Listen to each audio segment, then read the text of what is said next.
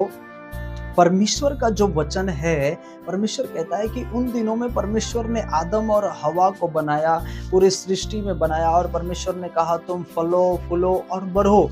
लेकिन बाइबल कहती है कि वहां पर जो आदम था, परमेश्वर की आज्ञा को ना माना। आपने सारी चीज कहानियों को आपने सुना है, मैं वो उतना कहानी डिटेल नहीं बताऊंगा, लेकिन कुछ और अद्भुत जो वचन है जो परमेश्वर ने दिया है आज के लिए, मैं उस पर टॉपिक पर आना चाहता हूं।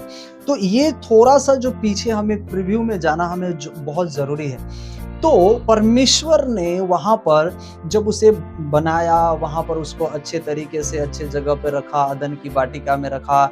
लेकिन परमेश्वर ने उसे आज्ञा दिया, ये ना खाना, तो मेरी आज्ञाओं में रहना।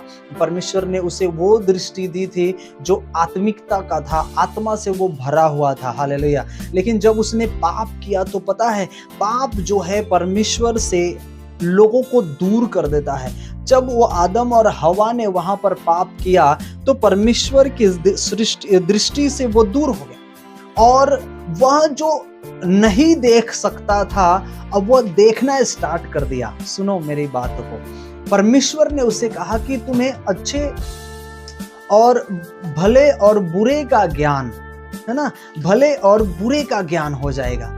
और यही चीज शैतान उसको उस समय भटकाया।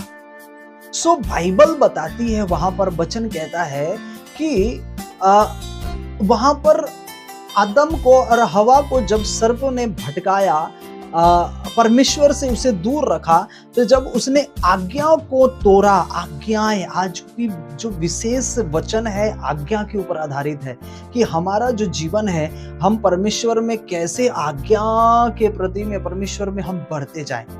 तो परमेश्वर ने वहां पर आज्ञा रखी, लेकिन आज्ञा का वहां पर आदम और हवा ने कोई उसका मोल नहीं समझा। बाइबल यही बताना चाहती है कि तुम देखो अपने पूर्वजों को, उसने आज्ञाओं को तोड़ा तो वह परमेश्वर की दृष्टि से दूर हो गया। और दृष्टि से ही दूर नहीं हुआ, जो परमेश्वर का भलाई का काम उसके जीवन में था, जो परमेश्वर के अनंत काल का जीवन, जो अनंत काल वो जीवन को अच्छे और भले के साथ में वो जी सकता था, उसके जीवन में ना कोई कष्ट थी, ना कोई बीमारी थी, ना कोई प्रॉब्लम था, हर एक चीज खाने का बंदोबस्त था। परमेश्वर ने तो सिर्फ वहां का अदन की वाटिका दिया था कि तुम उसे देखना, देखभाल करना, बस एक छोटा सा काम था। लेकिन पता है, उस आज्ञाओं को तोड़ दिया, और उस आज्ञाओं को तोड़ने के बाद ये छोटा सा काम के ऊपर भी वो निर्भर, वो ईमानदार नहीं रह सकता।